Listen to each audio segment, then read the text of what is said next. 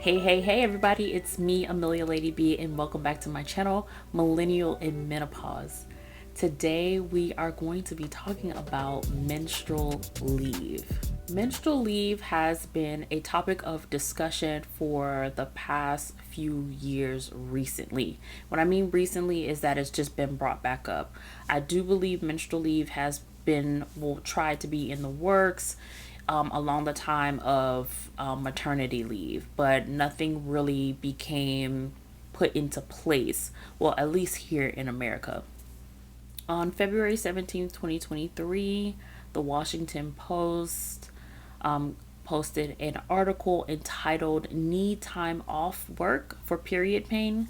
These countries offer menstrual leave.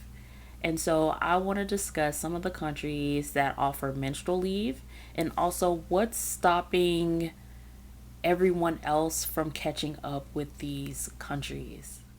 First up is Spain. Spain offers their employees 3 days a month with an option for up to 5 days if they experience menstrual pain.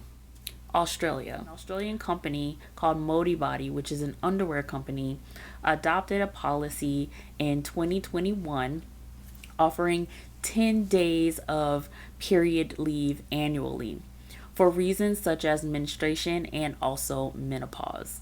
Japan. In 1947, Japan put in a menstrual leave policy. Along with this policy is a policy not to discriminate against women in the workplace. Women are allowed to take this leave for as many days as she's having issues with her menstrual cycle. Now, I'm not sure if this is still in place, but it was there since 1947. If there's any changes, if there's anyone from Japan or know of anyone who works in Japan, let me know in the comments if this is still in place, if this is something that was discussed with you when you got hired. Indonesia. Indonesia's menstrual policy was put into place in 1948 and reintroduced or restructured in 2003.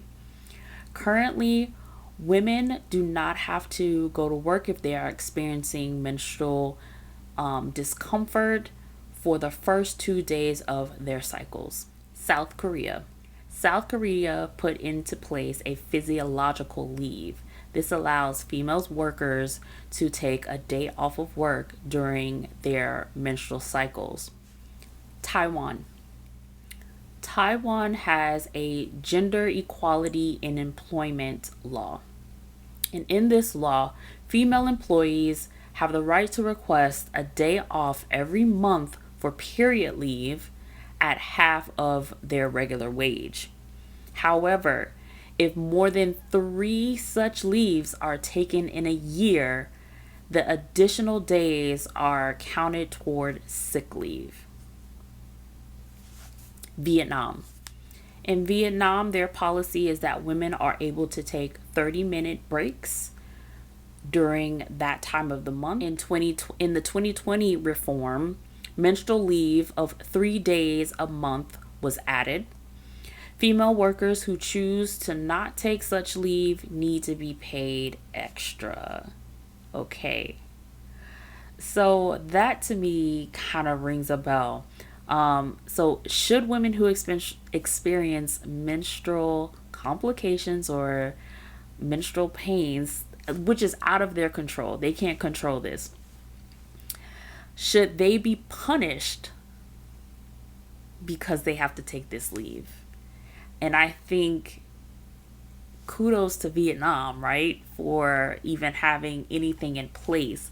But at the same time, by putting into place that women who don't use the leave get paid more than women who do take the leave, it kind of puts you in a situation where I'm going to push through my pain. And that, to me, is kind of discriminatory when it comes to women with pain and women who don't experience the pain. So I don't know. Let me know what you think in the comments when it comes to that. Zambia has a concept called Mother's Day. And with this policy is that every female worker is allowed to take 1 day a month with no questions asked. So it doesn't matter if it's menstrual leave, if it's to take care, if you're pregnant, it just doesn't matter. You're allowed that once a month. So, in doing my research, I did not find where there were companies in America who have menstrual leave policies put in place for women. So, I'm not sure. There may be some companies out there, but I'm really uncertain. So, what happens when we live someplace that does not have these policies put in place to help us to work effectively? A tip that I have is to negotiate flexibility. Now that we are living in a more tech savvy world where working from home, as you can see from like the pandemic, everyone, well, most of us had to work from home depending on the type of job that you had. And if you're in a job that can be a flexible position, then I would suggest to talk to management, your HR, to discuss some ways that you could still be productive in the workplace while also taking this leave. Now, for me, I had endometriosis and adenomyosis. So my first day was just out of the question. I took time off every now and then, but I had to use my sick time. So I had to be careful with that. I had to sporadically or pace it out depending on how many hours I got, and it really wasn't that many hours. If you have a job that puts your time up front, has all your time up front, like my current job, you may be able to kind of space out your time a little bit better. So you're able to see all of your hours and what you want to use for vacation, but also what you want to use for that time of the month. For those who, like on all of my previous jobs, who don't have that kind of stretch to determine, I would say talk with your doctor to see if you can get a letter. In that letter, have the doctor write out and explain what your condition is and what some of your what are you limited to. So if you're in a position where you stand up a lot, then that could be a reason. But definitely have your doctor write a note. Talk with your boss and HR to discuss what can be put into place. How can you work flexibly from home due to your condition? And at this point, that's kind of what you have to negotiate with. If it's the first day and the first day you can't work, just let them know that first day is out of the question. But at least day 2, you will be okay to kind of function by being on your computer. However it works for you, try to negotiate some type of flexibility with your employer. So we talked about these countries that have their menstrual leave, whatever it is that they call them, their policies in place. And there are some drawbacks to the menstrual leave. And I believe that's probably why most of the rest of the world hasn't caught up to adding menstrual leaves in their employee policies. Because you have things like discrimination. Because it's only applied to one group of people. You have privacy concerns. You have some employers, you can take this leave, or if they put this in place, how would you know if a person's on their menstrual cycle, right? So then how do you prove that you're on your menstrual cycle? What type of information or documentation, or what are they looking for? And then also it kind of puts into place because it's like, oh my gosh, so like I take this leave and you have a fear of your colleagues just kind of like treating you a certain kind of way because you're a female and you menstruate, you get to have this time off, or and even it comes down to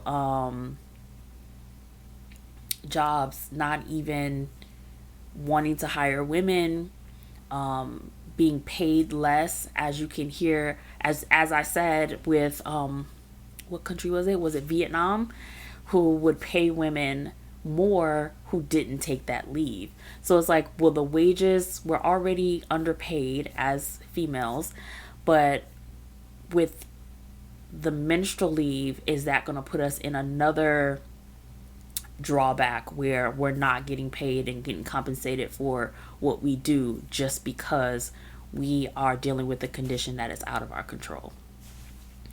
So those are some of the drawbacks to the Menstrual Leave Act. My personal opinion, I feel like it should be put into place. I feel like more jobs should be more flexible with women who are dealing with these conditions, because we can't work effectively. I can't tell you, I had to press through, whether when going to school and also working, press through my cramps for the first 3 days. And my first 3 days were horrible. My first day was absolutely excruciating, but the first 3 days were horrible. But I had to push through. Trust me, I was not working as effectively as I could have been. You know, we're thinking, we have this pain going on in our bodies. Your mind can't function properly because all you're thinking about is that pain. You're groggy because you're tired and you're sleepy and you're lethargic due to the pain. If you're dealing with heavy bleeding, same thing. You're anemic. You're dealing with, like, your body is just out of whack and you can't function properly. And so I feel like putting these things in place would help women to work effectively. If I had a company, I would definitely put something in my policies that allows this time off. Of course, you have it. There's the concern also of people taking advantage of this time and what's going on. I feel like, again, if you feel like it's something being taken advantage of, or any company has the right, of course, to ask for medical documentation. And like I said, when you're talking about flexibility and when you're negotiating your flexibility at work, have that medical documentation to back you up. Because I know a lot of times people can come to you and say, oh, this is going on and it's kind of embarrassing and things like that, you know, to an employer. And they're looking at them like, do you have any proof of this? So it's best to have all of your ducks in a row, have your medical provider to write this letter and provide a brief description of what's taking place, what's happening. I hope you found this video helpful. I hope this video brought you information about what's going on around the world when it comes to women's health. The next video is going to be somewhat similar to this, but it's going to be talking about menopause in the workplace. And as always, like, share, and subscribe if you haven't subscribed. Don't forget to turn on the notification bells to know when I post a new video.